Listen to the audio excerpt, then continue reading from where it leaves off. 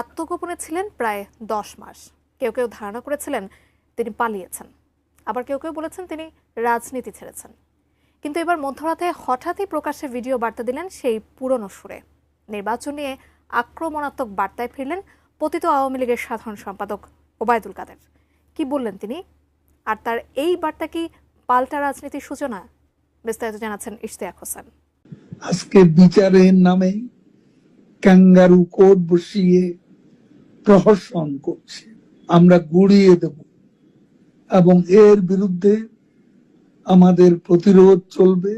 আমরা পালাতে জানি না, আমরা এই দেশেতে জন্মি, পালাবো না।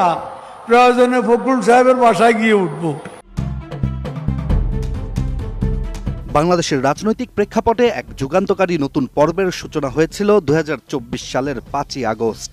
দীর্ঘদিন ক্ষমতায় থাকা আওয়ামী লীগ সরকারের পতনের মধ্য দিয়ে দেশের রাজনীতিতে এক অভূতপূর্ব পরিবর্তন ঘটে। নতুন সরকার গঠনের পরপরই আওয়ামী লীগের কেন্দ্রীয় নেতাদের অনেকে আত্মগোপনে চলে যান। তাদের মধ্যে সবচেয়ে আলোচিত মুখ ছিলেন দলের সাধারণ সম্পাদক ওবায়দুল কাদের। টানা ১০ মাস তার অবস্থান বা প্রকাশ্যে কোনো উপস্থিতি না থাকায় রাজনৈতিক অঙ্গনে ছিল মিশ্র প্রতিক্রিয়া। ফখরুল সাহেব জ্বালা, বড় অন্তর জ্বালা। তবে এবার এতদিন পর চলমান রাজনৈতিক উত্তাপের মাঝেই হঠাৎ করে সামাজিক যোগাযোগ মাধ্যমে একটি ভিডিও ভাইরাল হয়, যেখানে ওবায়দুল কাদের দেশের বর্তমান রাজনৈতিক বাস্তবতা এবং আসন্ন নির্বাচন প্রসঙ্গে খোলামেলা বক্তব্য দেন।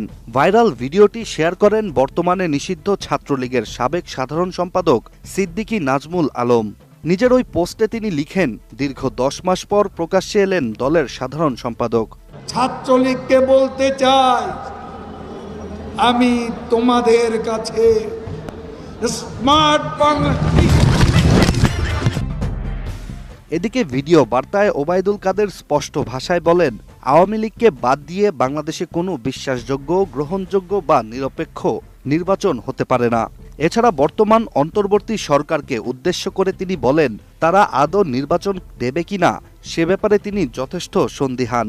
তার বক্তব্যে বোঝা যায় আওয়ামী লীগ এখনও নির্বাচনকে কেন্দ্র করে রাজনৈতিক ময়দানে সক্রিয় হওয়ার প্রস্তুতি নিচ্ছে। টানা সপ্তমবারের মতো বেস্ট টিস্যু পেপার ব্র্যান্ড হিসেবে স্বীকৃতি পেয়েছে বসুন্ধরা টিস্যু। আওয়ামী লীগকে বাদ দিয়ে বাংলাদেশে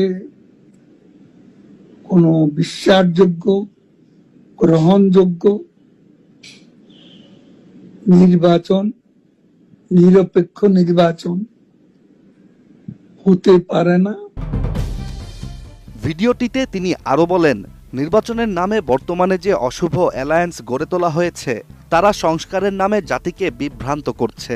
এছাড়া চলমান এই ধারাকে গুড়িয়ে দিয়ে এর বিরুদ্ধে প্রতিরোধ চালানোর হুঁশিয়ারিও দিয়েছেন তিনি।